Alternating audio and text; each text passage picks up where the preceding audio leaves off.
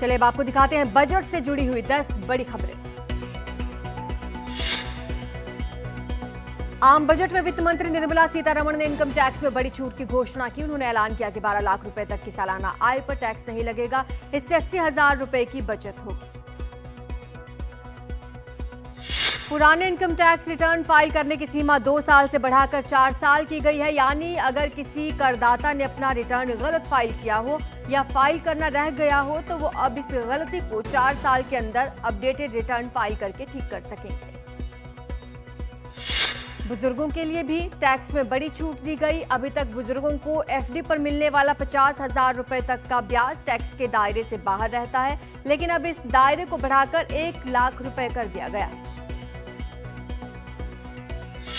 Budget में युवाओं के लिए बड़ी घोषणाएं की गई। स्टार्टअप के लिए 10,000 करोड़ रुपए का फंड बनेगा। 500 करोड़ रुपए से 3 आर्टिफिशियल इंटेलिजेंस एक्सीलेंस सेंटर बनेंगे।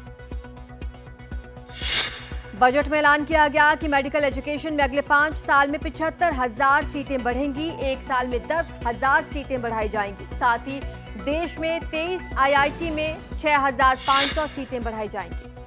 वित्त मंत्री ने बजट में कैंसर की दवाएं सस्ती करने का ऐलान किया। अगले 3 साल में देश के सभी जिलों में कैंसर डे केयर सेंटर बनाए जाएंगे। अगले फाइनेंशियल ईयर में ही ऐसे 200 सेंटर बनाए जाएंगे।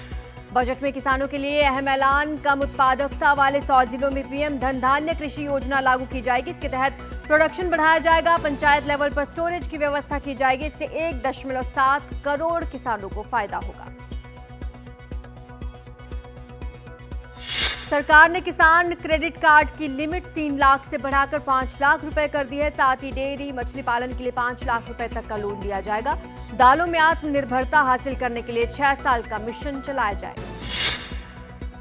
बजट में ज्ञान भारत मिशन शुरू करने का ऐलान। इसके तहत 1 करोड़ मैन्यूस्क्रिप्ट का डिजिटलाइजेशन होगा। सभी सरकारी माध्यमिक विद्यालयों और प्राथमिक स्वास्थ्य केंद्रों को ब्रॉडबैंड कनेक्टिविटी मिलेगी।